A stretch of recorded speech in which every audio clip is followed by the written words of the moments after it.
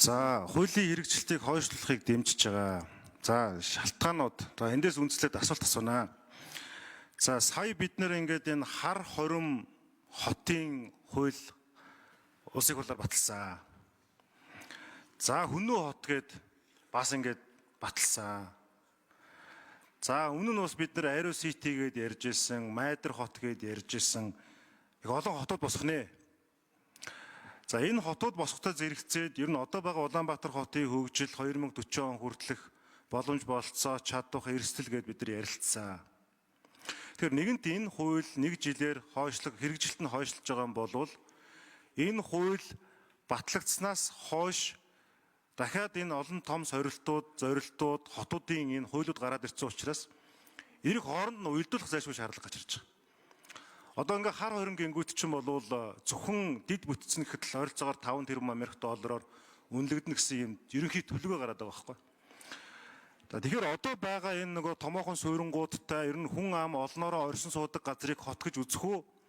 Концепцийн хувьд тэнд нийгэм, эдийн засгийн, инженерингийн дид бүтцийг цогцоор нь харсан ийм одоо бүтээн байгуулалтуудыг хот гэж үзэх үү гэдэг юм концепцийн ялгаа харагдаад байна.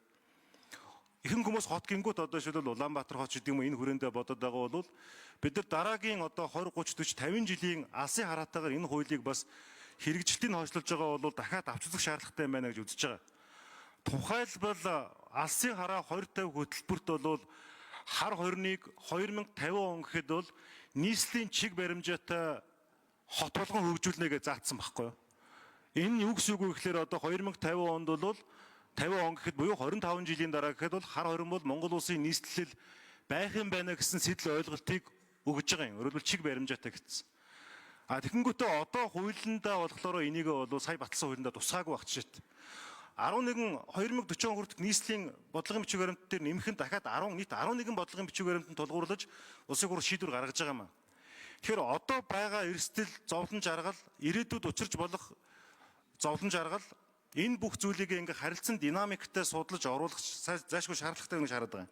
За энэ утгаараа бол энэ хуулийн хэрэгжилтийг хойшлуулж байгаа бол дахиад 26 оны 1 сарын 1-нд энэ хууль маань шууд автоматар хэрэгжиж эхлэхэд саяны энэ намрын чуулганаар болон хаврын чуулганаар орж иж батлагдсан энэ шинэ хуулиудтай маань уялдаа нэр хангагдах вэ гэдэг дээр хариулт өгөөч.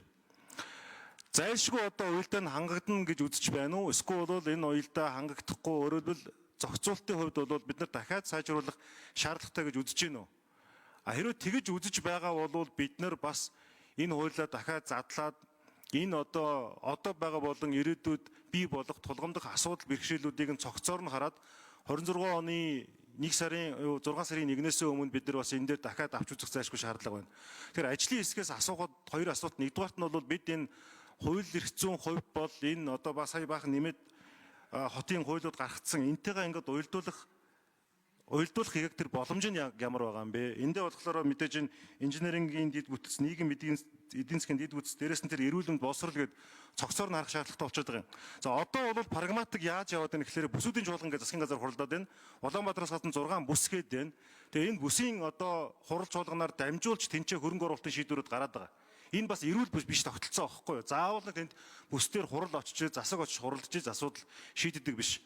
Тэр бүсүүд дотор жишээлбэл яг нийгэм эдийн засгийн инженерингийн дид бүтцийг энэ хуулиар яаж хийх боломж байна гэдэг асуулт байна.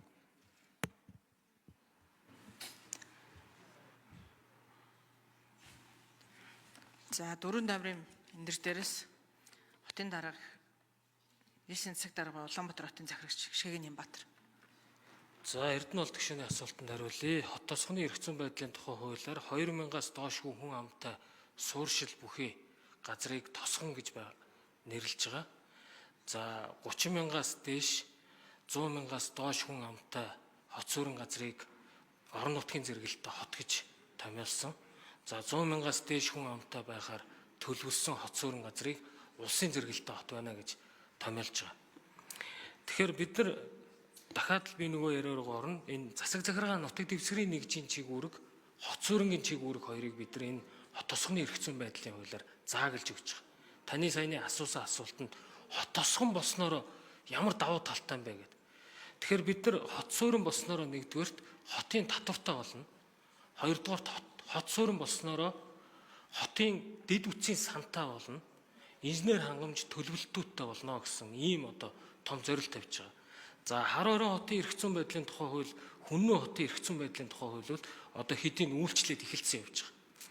Бид нар Хүннү хотыг бол анх удаага 19 оны үндсэн хуульд тулгуурлаж хийж байгаа нь засаг захиргаа нутаг дэвсгэрийн нэгжийн зарим чигүүргийг хотод шилжүүлж байгаа. Өөрөөр хэлбэл Төв аймгийн Сэргэлэн сум, Төв аймгийн Аргалан сум хоёр дээр байгаа засаг захиргаа нутаг дэвсгэрийн нэгжийн чигүүргийг хот, Улаанбаатар хот, Төв аймаг хоёр дундаа корпорац байгуулад корпорацийн зарчимдээр байгуулагдсан хоттой тухайн засаг захиргаа нутаг дэвсгэрийн нэгжид байгаа чигүүргүүдийг шилжүүлж өгч байгаа. Газраа олгодог, татвараа төвлөрүүлж хураадаг, хот суурингаа төлөвлөдөг, инженер хангамжийнхаа дэд үтсийг татдаг ийм байдлаар томьёол үүсгэж ингэж анхны одоо ийм хотуудыг байгуулах төлөвлөлт хийж байгаа гэдэг хэлээ.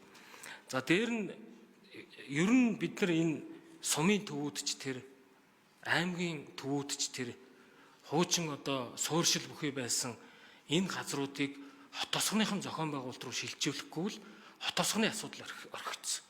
Инженер хангамжийн одоо сүлжээтэй сум маш цөөх. Усны нэгдсэн шугам сүлжээтэй, ариутгах татваргын нэгдсэн шугам сүлжээтэй сумын төв гэж ер нь маш цөөхөн баг. Дээр нь төвлөрсөн халаалт, хэсэгчсэн халаалт, инженер хангамжийн төвүүд байхгүй. Тэгэхээр энэ уг нь хот тосгоны хууль хэрэгцснээр эдгээр асуудлыг цогцоор нь хэрэгжүүлэх гэж байгаа. За таны хоёр дахь асуултанд би товчхон хариулахад одоо энэ хууль хэрэгцснээс хойш та хэд юу хийх гэж байна гэдэг. Их хурл яаралтай хот тосгоны эрх зүйн байдлын тухай хууль заасан энэ хот тосгодын хэлийн заагийг тогтоож өгмөр. Тухайлх юм бол Улаанбаатар хот 2040 гэдэг ерөнхий төлөвлөгөөгөө батлуулсны араас хэлийн зааг нь тогтсон хэсэгчлсэн ерөнхий төлөвлөгөөгөө баталж авах гэдэг. Өөрөөр хэлбэл нөгөө 14 хотын аль хот нь хэдийн өндөр давхартай, хэдэн хороололтой байх юм. Хичнээн зогсоол паркинг байх юм. Хичнээн одоо нийтийн эзэмшлийн одоо парктай байх юм. Энэ болгоноо бид нар нэгдсэн байдлаар 2040-ийн дагуу Дөрвөн намрын микрофоныг нэмж өгье. Энэ хэлийн зааг тогтсоо одоо Батлуу тгшин битээр бас 2 удаа ажлын хэсэг хуралдуулах гээд тухайн үед ирц бүрдээгүй. Одоо энэ хэлийн засгийг яс яаралтай тогтчих юм бол тухайлбал би одоо бусад аймагуудыг мэдэхгүй байна. Улаанбаатар хотын хувьд хэсэгдсэн ерөнхий төлөвлөгөөгөө яаралтай одоо тендерээр зуруулж төлөвлөлтөө хийж үүнийхээ дагуу нөгөө 14 хоттой байх эмнэлгийн хүртээмж, хууль сахиулах байгууллагын хүртээмж, соёлын хүртээмж, нийтийн эзэмшлийн тэр паркуудаа төлөвлөх, боловсролын хүртээмж энтрээ яаралтай төлөвлөж хот тосгоны хуулийн хэрэгжих хэрэгжилтийг хангах ажил хийх шаардлагатай байгаа гэдгийг хэлье.